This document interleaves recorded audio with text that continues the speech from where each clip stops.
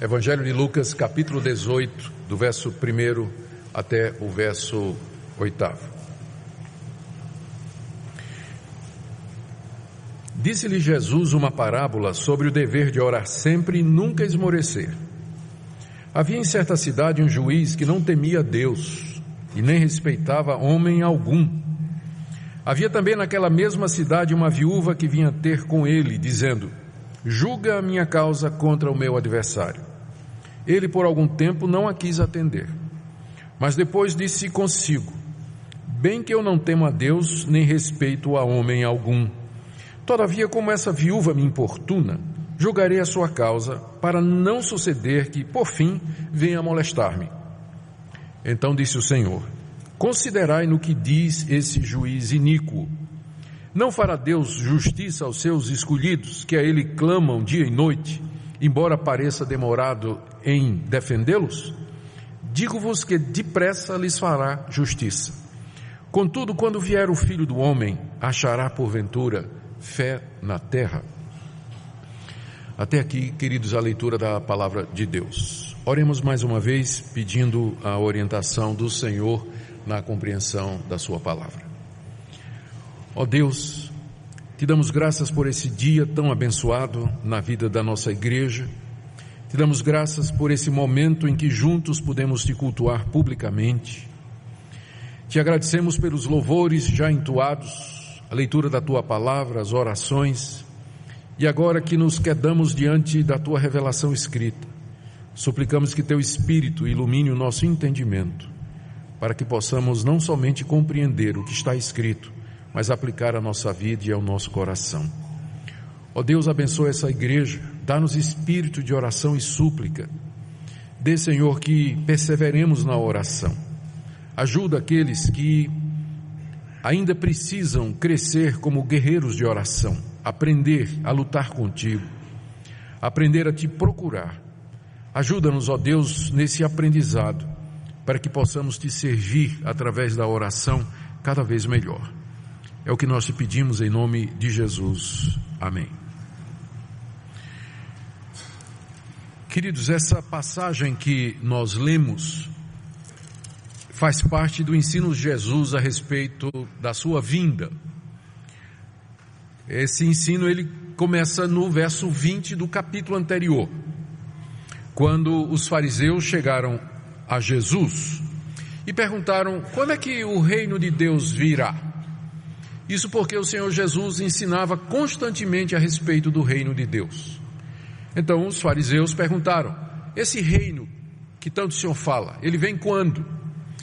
E Jesus respondeu aos fariseus no verso 20 da seguinte maneira: não vem o reino de Deus em visível aparência, nem dirão ei-lo aqui ou lá está, porque o reino de Deus está dentro de vós. A primeira resposta de Jesus foi que o reino de Deus era uma realidade presente. Quando ele diz o reino de Deus está entre vós, ele não estava dizendo que o reino de Deus está dentro de vocês, mas o reino de Deus está aí no meio de vocês, porque ele estava falando aos fariseus. E os fariseus, com certeza, como o Novo Testamento nos ensina, pelo menos a maioria deles, não queria de fato o reino de Deus, ou não tinha o reino de Deus neles. Então, quando Jesus diz o reino de Deus está entre vocês, ele quis dizer o reino de Deus já está aqui no meio. Vocês é que não estão vendo. O reino de Deus está aqui porque o rei, que sou eu, já cheguei, já inaugurei o reino.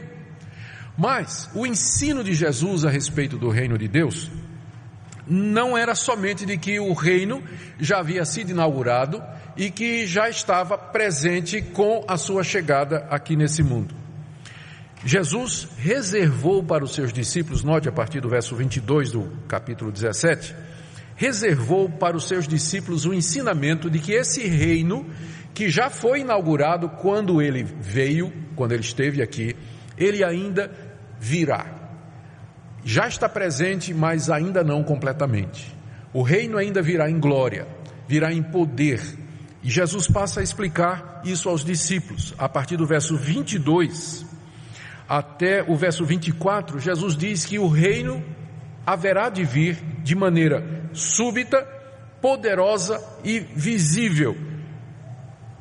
como está aqui nesses versículos mencionados. Ele inclusive usa a ilustração no verso 24 de um relâmpago. Ele diz que assim como um relâmpago sai de uma extremidade do céu, clareia toda a sua extensão e vai até o outro, assim também será a vinda do Filho do Homem. O reino de Deus já está entre vocês, mas ele ainda não veio plenamente. Ele virá plenamente quando eu voltar. E em seguida Jesus explica que antes do reino vir completamente, antes que ele regresse, é preciso primeiro que ele morra. Verso 25, importa que primeiro o Filho do Homem padeça muitas coisas e seja rejeitado por essa geração.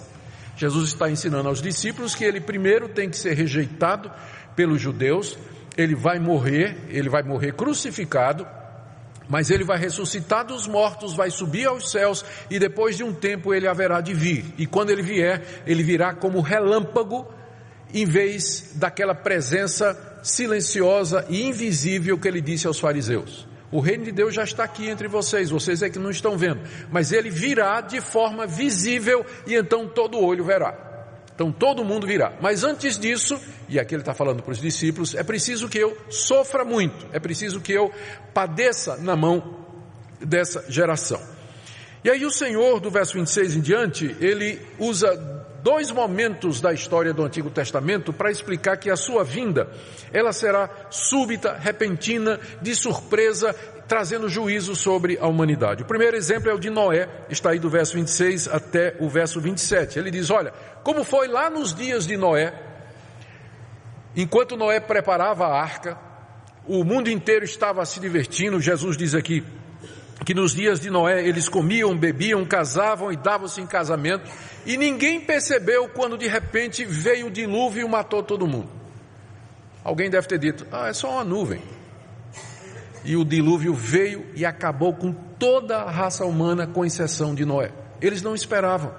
Foi de repente, de surpresa, o juízo de Deus veio sobre eles. Jesus disse, vai ser assim a minha vinda.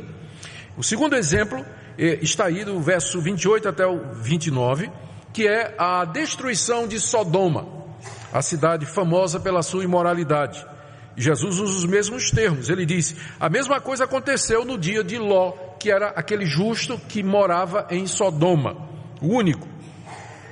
Lá comiam, bebiam, compravam, vendiam, plantavam, edificavam, mas no dia que Ló saiu de lá, choveu fogo do céu e destruiu a todos. Assim também, Jesus diz no verso 30, será no dia em que o Filho do Homem se manifestar.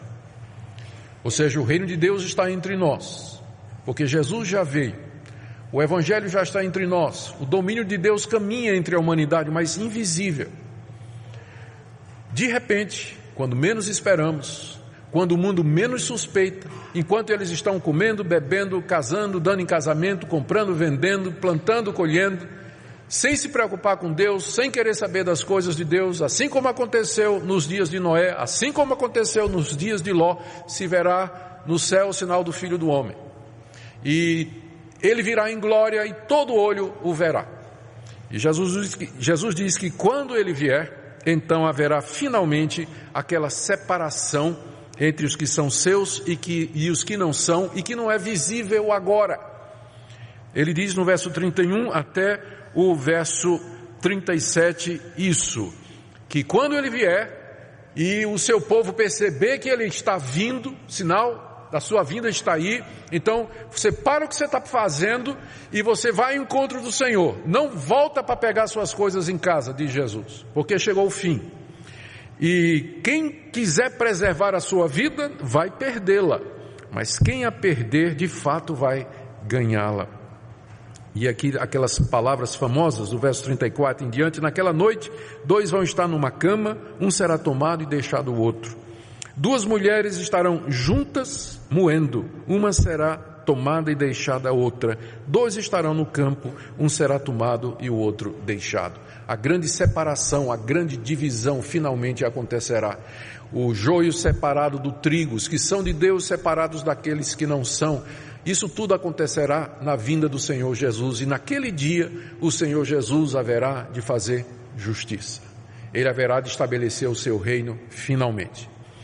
Mas às vezes parece que isso demora. Já fazem 2000 anos que ele disse essas palavras. Já na época, já no primeiro século, os cristãos já olhavam ansiosos para o futuro e se entreolhavam perguntando: por que ele demora? Por que a sua promessa não se cumpre? Por que Deus tarda realizar aquilo que ele prometeu? Por que o seu reino não vem de maneira final e a justiça é estabelecida? Enquanto o tempo passa, os ímpios continuam a fazer injustiça, a opressão continua acontecendo, o mal prospera, e os servos de Deus, aqueles que temem a Deus, passam por angústias e dificuldades. Quando é que o Senhor Jesus vai voltar? E aí a gente desanima. A gente desanima porque parece demorado, parece distante. Por que ele tarda? Por que ele demora? E a nossa tendência é desanimar.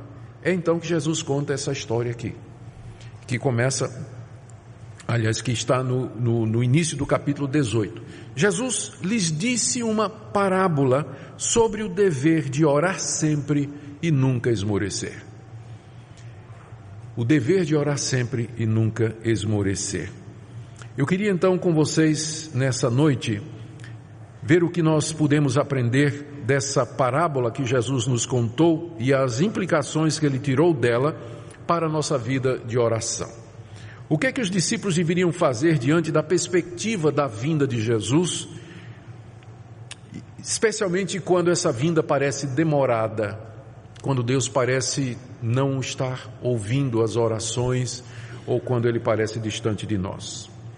Primeiro, Jesus nos ensina que Deus nos deu o dever de orar sempre e nunca esmorecer, mesmo que Deus pareça demorado em nos atender. O nosso dever é orar sempre, sem nunca desanimar. Orar é nos dirigirmos a Deus, no nome de Jesus Cristo, confiando que Deus existe, que Ele é galardoador daqueles que o buscam, que Deus atende a alma aflita, que Deus tem prazer em atender os seus, e que Ele é poderoso para realizar aquilo que nós pedimos. Orar é falar com Deus. Orar é a forma mais simples e mais básica da expressão da salvação cristã. Uma pessoa que é salva, ela vai orar. Uma pessoa que experimentou a salvação de Deus, ela vai orar, ela vai buscar a Deus. Por isso que orar sempre é um dever, nos diz Jesus, porque nós, em todo tempo, somos carentes, em todo tempo nós temos necessidades, em todo tempo nós precisamos de ajuda. Por isso que é um dever. É um dever porque pela oração Deus realiza seus propósitos no mundo. É pela oração que Deus atende às nossas necessidades. Por isso, negligenciar a oração é uma falta grave. Por isso que Jesus começa dizendo que é um dever orar sempre, sem nunca esmorecer. A parábola que ele nos conta ensina exatamente isso. Havia um juiz, que Jesus aqui descreve como sendo um juiz que não temia a Deus e nem respeitava o homem. O juiz é aquela figura que julgava as causas das pessoas e que passava a sentença, dava uma resolução e que tinha que ser obedecido. Era a quem as pessoas recorriam quando elas tinham alguma demanda, algum problema. Era o juiz. Só que esse juiz, diz Jesus, ele não temia a Deus. Ele não se importava se ele estava fazendo certo ou errado. Ele não temia que Deus pudesse castigá-lo por conta das decisões erradas que ele poderia ou porventura tomaria. Ele não levava Deus em conta. Talvez ele pensasse que era Deus, já que ele tinha esse poder todo de vida e morte e de decidir sobre as pessoas. E diz também que ele não respeitava homem nenhum, não estava nem aí para o que é que as pessoas pensavam a respeito dele. Mas na mesma cidade daquele homem, havia uma viúva.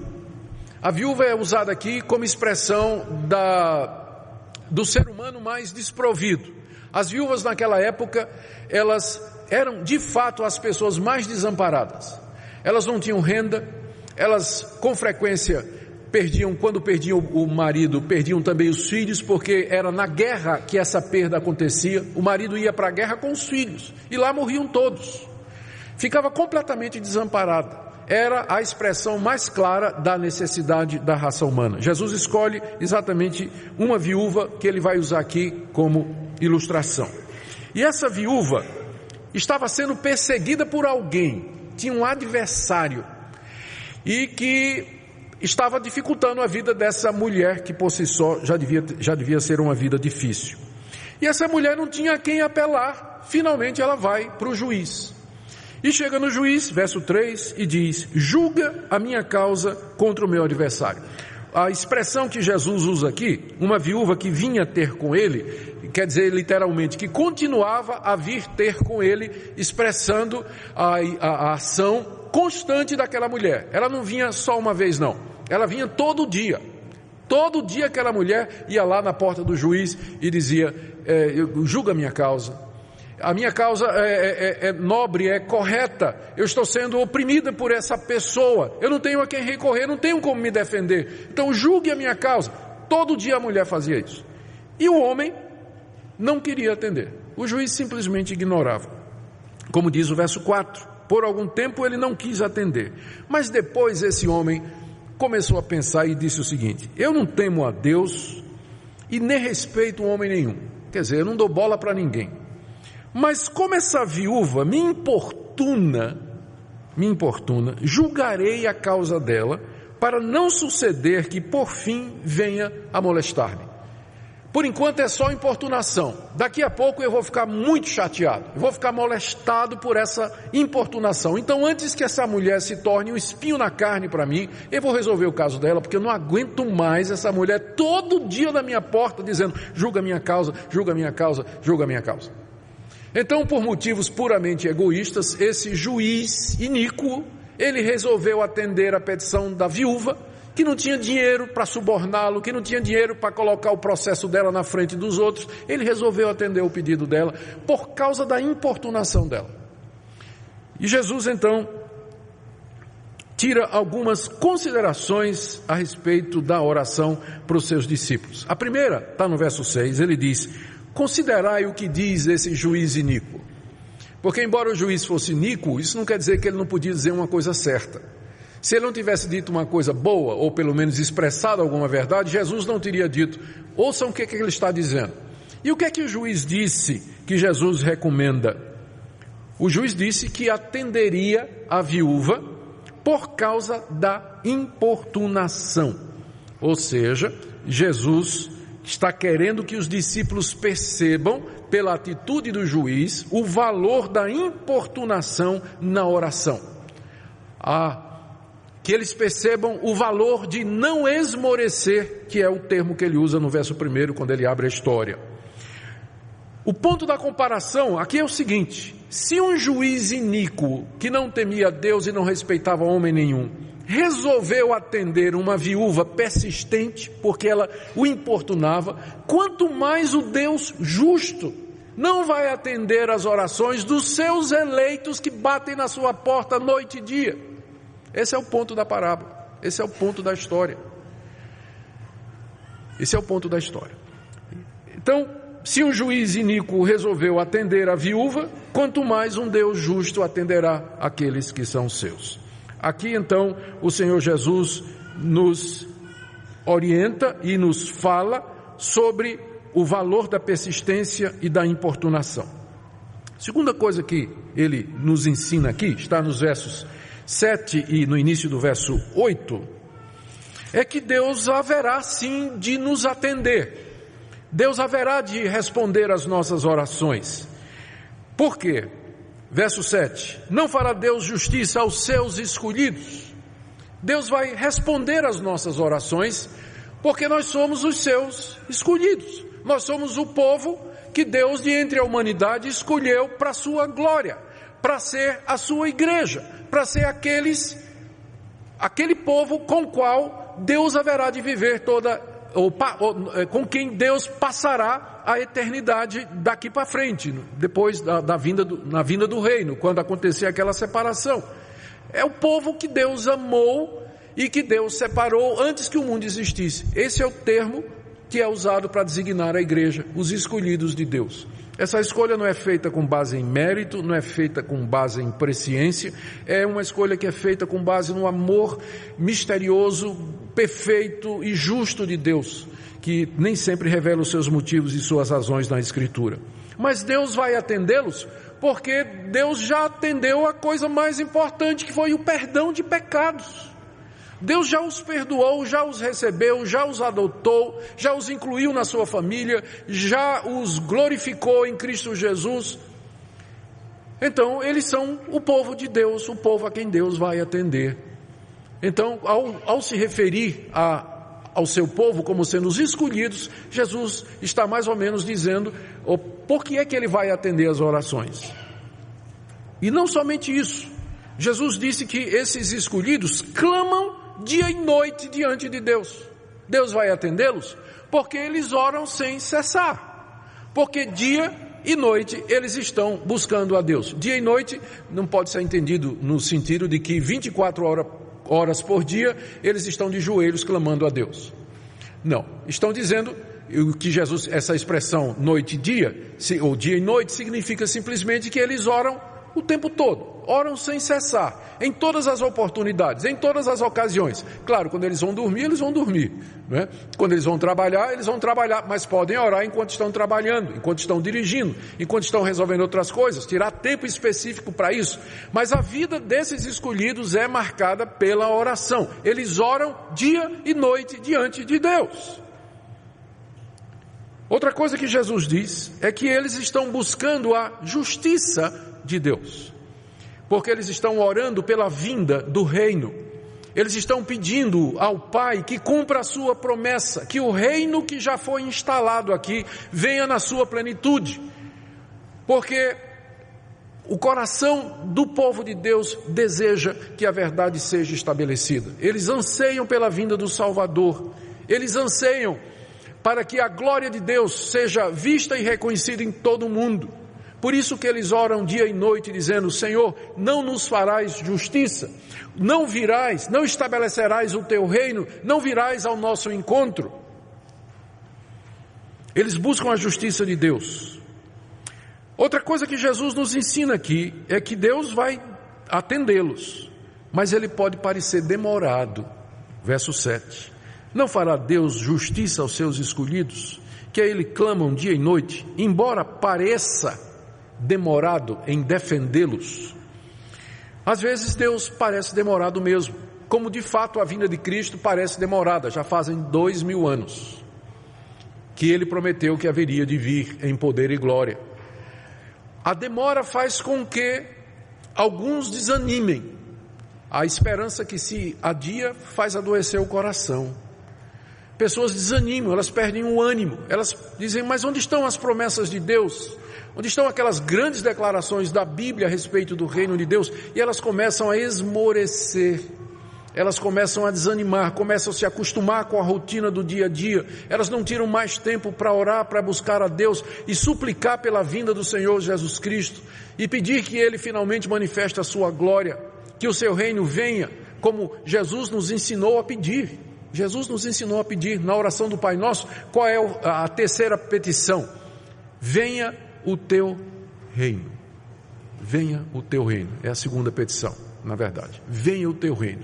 Jesus nos ensinou a pedir pelo reino de Deus, pela chegada do reino de Deus. Como isso se demora, pode ser que os crentes desanimem, os escolhidos eles esmoreçam. Mas aquilo, note que Jesus diz que ele parece demorado. Da perspectiva de Deus, vai ser no tempo certinho, vai ser no tempo perfeito, mas da nossa perspectiva, parece demorado. Pedro, tratando disso na sua segunda carta, diz que a aparente demora se deve ao fato de que para Deus um dia é como 1000 anos e 1000 anos como um dia. Então, para nós passaram 2000 anos, mas no calendário de Deus 2 dias. Não é isso? Desde que Jesus fez essas promessas. Então ele não tem o mesmo cronograma que nós temos. E isso explica porque que às vezes parece demorado. Isso explica porque nós buscamos a Deus, suplicamos a Deus por alguma coisa e a resposta aparentemente não vem. É porque a resposta vai ser dada de acordo com o cronograma de Deus e não o seu. E não o seu. Ele vai responder no tempo dele e não no tempo que você deseja. Porque ele sabe todas as coisas, ele vê todas as coisas, ele é onisciente, ele é onipresente. Por isso ele sabe a hora certa de responder ao seu povo, e ele sabe a hora certa em que ele vai responder e fazer justiça. Do ponto de vista de Deus, na verdade, não tem demora nenhuma. Veja o início do verso 8. Digo-vos que depressa Deus lhes fará justiça. Então, da perspectiva de Deus, vai ser apressado, mas da nossa, às vezes, parece demorado. Mas o Senhor promete que haverá de nos responder. A última palavra de Jesus sobre esse tema aqui está no final do verso 8, quando ele diz: contudo, quando vier o Filho do Homem, achará porventura fé na terra? Em outras palavras, vocês estarão perseverando quando eu voltar? Quando ele diz, será que eu vou encontrar fé na terra? Ele está pressupondo que para orar você precisa de fé, não é isso? Para orar você precisa de fé. Então, quando ele vier, haverá pessoas orando, crendo, buscando a ele? Ou será que a sua igreja terá desistido, terá desanimado, se tornado mundana, abandonado a confiança nas promessas de Deus? É o que a Bíblia chama de apostasia. Nos últimos tempos, muitos apostatarão da fé. Não poucos abandonam a fé em Deus e a confiança em Deus exatamente por conta disso. Eles oram, eles buscam e de repente eles não têm a resposta do tempo que eles queriam e da maneira que eles queriam. Leia a biografia dos ateus mais famosos hoje. Leia a história, leia os relatos desses atores que se dizem ateus. Eu estou pensando agora, eu não sei se é o Leonardo DiCaprio, eu não sei direito quem foi, ou Brad Pitt. Um deles, ele conta, ele foi criado num lar cristão, e quando adolescente, criança para adolescente, ele costumava subir no teto da casa dele, aquelas casas americanas, não é, que dá para subir no teto. Ele ficava lá no céu de noite, olhando o céu cheio de estrelas, e ele pedia a Deus que Deus desse um cavalo para ele. Que Deus desse um cavalo, que Deus desse um cavalo. Deus não deu o cavalo, ele chegou à conclusão de que Deus não existia. Teve essa decepção com Deus. Deus não deu o que ele queria, então ele concluiu que Deus não existia. Eu não sei quem desses atores foi, talvez foi um terceiro aí. Mas essa história sempre me impressionou porque ela ilustra bem a razão pela qual muita gente desanima. Porque busca, porque pede e aparentemente não tem respostas. O céu fica silencioso, não se ouve nenhuma voz, não há nenhum sinal da resposta de Deus. E já está claro aqui que uma das razões pelas quais Deus demora em atender é que Ele quer nos exercitar na fé. Se Deus nos desse tudo o que nós quiséssemos na hora, quem de nós aprenderia a perseverança? Quem de nós aprenderíamos a importunação? Quem de nós aprenderíamos a pedir e continuar pedindo e não desistir, continuar confiando?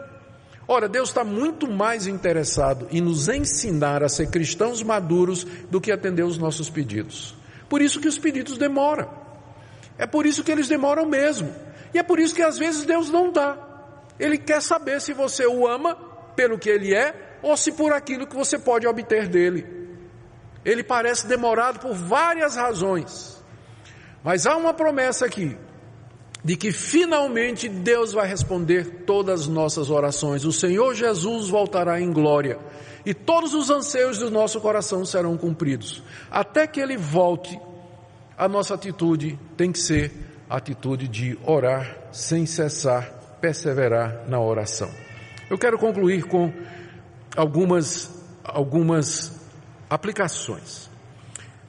Primeiro, embora Deus seja soberano, fica muito claro aqui do que Jesus está nos ensinando, embora Deus seja soberano, todo-poderoso, onisciente e onipotente, Ele determinou a oração perseverante como dever do seu povo até a vinda de Jesus. Deus não precisa das nossas orações, com certeza não. Ele não precisa das nossas orações para fazer o que Ele quer, mas na sua sabedoria, Ele determinou que Ele nos ouviria e nos abençoaria através da oração. Ele estabeleceu isso, portanto a oração é peça fundamental, é um exercício crucial, indispensável na nossa vida como cristãos aqui nesse mundo. Porque Deus, se Ele quisesse, Ele nos abençoaria sem que nós nem pedíssemos. Aliás, tem ocasiões em que Ele faz isso. A gente nem pediu, já chegou. Mas o meio normal, comum, regular, pelo qual Deus atende as nossas necessidades, supre as nossas falhas, e o que nós dependemos dele é mediante a oração. É mediante a oração. Isso é muito claro no que nós acabamos de ler aqui. Outra aplicação aqui é que essa oração, Deus quer que seja perseverante. Deus quer que nós insistamos com Ele, que nós instemos com Ele, que nós o importunemos. Eu estava lendo um comentário e, como eu não tive tempo de dar uma checada aqui, eu resolvi que não ia nem mencionar, mas acabou vindo aqui, eu vou mencionar. Parece que essa palavra importunar, ela é a tradução de uma palavra hebraica que significa deixar alguém com o olho roxo. Eu achei tão pitoresco isso, né? Em que sentido uma pessoa importunada fica de olho roxo? De tanto chorar de raiva, provavelmente, né, que está sendo importunado, ou porque a pessoa que está importunando, eu pensei, deu um direto no olho da pessoa, né? Eu não sei, mas parece que de fato, essa é a figura que está por detrás da palavra hebraica, de onde veio a palavra grega que significa importunar. Eu prometo que eu vou dar uma pesquisada para ver se é verdade mesmo, porque eu achei muito interessante para ser verdade, mas faz todo sentido, não é? A perseverança, ela é ensinada claramente em toda a palavra de Deus. Mais uma aplicação aqui, ou uma explicação. É preciso fazer a diferença entre perseverar na oração e aquilo que o próprio Jesus condenou, chamando de vã repetição. Ali em Mateus capítulo 6, o Senhor Jesus diz: quando vocês orarem, vocês não vão usar de vãs repetições como gentios que pensam que pelo muito falar eles serão ouvidos. É claro que o que Jesus estava proibindo aqui não é o que ele está recomendando aqui. O que ele está proibindo ali é as pessoas ficarem repetindo palavras como se a repetição em si tivesse algum poder mágico para mover a mão de Deus ou inclinar o coração dele. Como algumas pessoas costumam fazer, pegam uma reza e fica repetindo aquela reza 20 vezes, 30 vezes. Imagine como Deus se sente. Imagine se seu filho quisesse uma bicicleta, ele chega para você e diz: papai, eu queria que o senhor me desse uma bicicleta. Tudo bem. Aí ele está precisando tomar café, aí ele diz: papai, eu quero uma bicicleta. Ok. Papai, ele está precisando ir para a escola e diz: papai, eu quero uma bicicleta. Não é? Então, tem gente que pensa que porque repete aquela fórmula, né, 30 vezes, 40 vezes, Deus vai atender por causa da repetição. Fica pensando no pai que o filho vem dizendo, repetindo a reza, quando as necessidades são completamente diferentes daquilo que ele está pensando, daquilo que ele está querendo. Qual é a diferença entre a vã repetição, que é você pensar que repetir palavras tem um poder mágico, um poder de um talismã? Qual a diferença entre isso e o que Jesus está recomendando aqui? É que na importunação, você argumenta com Deus. Na importunação você diz: Deus, por que o Senhor está demorando? Por que o Senhor não atende a minha oração? Veja como eu estou aflito, como eu estou necessitado. Olhe para aquela pessoa pela qual eu estou intercedendo, as dificuldades que aquela pessoa está passando. O Senhor prometeu que atenderia às necessidades. O Senhor já me respondeu antes, por que o Senhor não responde agora? Amanhã eu volto. E no dia seguinte lá está você de novo: Senhor, ontem eu pedi isso para o Senhor, e o Senhor não respondeu. E eu queria saber do Senhor, por que o Senhor não respondeu? Será que eu estou pedindo da maneira errada? Sonda o meu coração, Senhor. Tem algum motivo errado em mim? Por que o Senhor demora em atender a minha petição? E aí vai, no dia seguinte a mesma coisa. Feito a viúva batendo na porta do juiz. É isso que é importunar a Deus. É isso que é perseverar na oração. É isso que é se agarrar com ele e dizer como Jacó disse ao anjo no val de Jaboque: não te deixarei ir enquanto não me abençoares. Não te deixarei ir enquanto não me abençoares. Eu termino aqui com uma palavra a você que não tem recebido resposta de Deus. Talvez a demora já é a resposta. Talvez a demora já seja Deus dizendo para você que tem coisas mais importantes a serem aprendidas do que aquilo que você pensa em obter pela sua oração. Talvez você tenha insistido com Deus por uma determinada coisa e a demora de Deus tenha obrigado você a se perguntar: por que é que está demorando? Eu estou pedindo a coisa certa? Estou pedindo pelos motivos errados? Pelos motivos certos? Então a demora em si já é uma resposta. Que Deus quer que nós olhemos para nós mesmos, que nós examinemos as nossas orações, que nós vejamos as nossas intenções. O que Ele não quer é que você esmoreça, o que Ele não quer é que você desista, mas Ele quer que você todo dia esteja na porta dEle, batendo e dizendo: julga a minha causa contra o meu adversário. Ouve a minha oração, Senhor, porque não tenho a quem mais recorrer. Perseverar na oração até a vinda do Senhor Jesus. E eu termino perguntando àqueles que estão aqui nessa noite e que não oram: como é que você pretende ser salvo dos seus pecados? Como é que você pretende ter perdão de pecados se nem isso você pede? Se você não chega diante de Deus, o Todo-Poderoso, que é capaz de fazer você infeliz eternamente no inferno, se você não chega para Ele, se humilha e diz: tem misericórdia de mim, pecador, perdoa os meus pecados, muda a minha vida, como você espera ser salvo? Como é que você espera ir para algum lugar bom depois da morte, se você não fala com aquele que pode decidir para onde você vai depois da morte? E depois de crente em Jesus, o que aconteceu que sua vida de oração, ela praticamente é inexistente? O que aconteceu que você tem dificuldade em fazer isso que essa mulher está fazendo aqui, que essa viúva está fazendo, clamando a Deus, clamando ao juiz, pedindo ao juiz, que equivale aos escolhidos, clamando dia e noite diante de Deus? Onde é que caiu? O que aconteceu? Eu queria que nessa noite você, diante de Deus, tomasse o propósito de dizer: Deus, eu desanimei um pouquinho, é verdade, eu dei uma esfriada, mas eu quero retomar a minha vida de oração. Eu vou perseverar, eu vou continuar até o dia da vinda do Senhor Jesus. Se eu estiver vivo para isso ou se eu morrer antes. Mas até o meu último momento aqui nesse mundo, ou pela morte ou pela vinda de Cristo, eu estarei diante de Ti, suplicando e dependendo de Ti, porque Tu és o meu Deus, o meu Criador, o meu Redentor, e para Ti eu quero viver. Que nessa noite você tome essa decisão de ser um homem e uma mulher de oração. Que a oração faça parte da sua vida, e você verá como a importunação, a busca constante e contínua de Deus vai mudar a sua vida e vai abrir portas. E você será um testemunho vivo do Deus que prometeu que haveria de fazer justiça ao seu povo, ainda que pareça demorado para com eles. Amém? Oremos. Senhor, Tu não és como aquele juiz iníquo.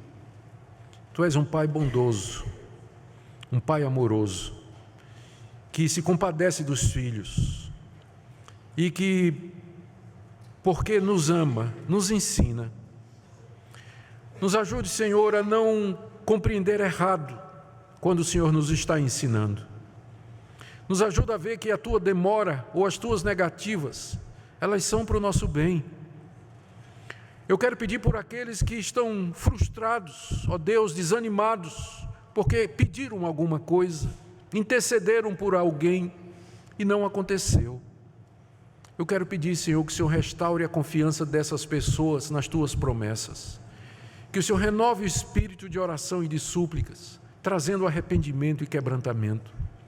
Eu quero pedir, Senhor, por essa igreja, dá-nos espírito de oração e súplica. Quero orar por aqueles que estão essa noite e ainda não foram salvos, que nunca de fato oraram arrependidos, buscando perdão e salvação. Que nessa noite haja salvação aqui, Senhor. Nós pedimos, ó Deus, que em tudo Tu nos ouças e que pelas respostas às orações o Senhor seja glorificado e exaltado. É o que nós Te pedimos no nome precioso de Jesus. Amém.